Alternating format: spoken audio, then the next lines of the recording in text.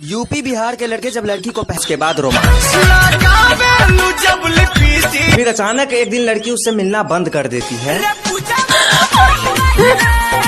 कहती है कि मेरी शादी तय हो चुकी है, तुम मुझे भूल जाओ। लेकिन लड़का तभी उसे एक बहुत बड़ा वादा करता है,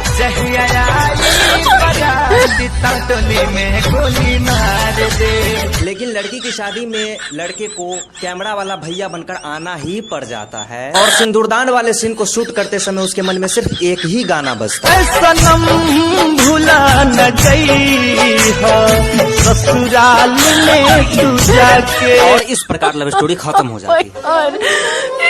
हेलो बिहार के लड़कियों की चॉइस।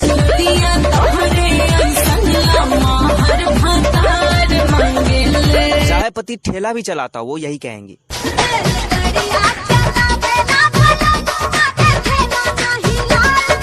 लेकिन 10 साल बाद जब दाम्पत्य जीवन में खटास आती है तो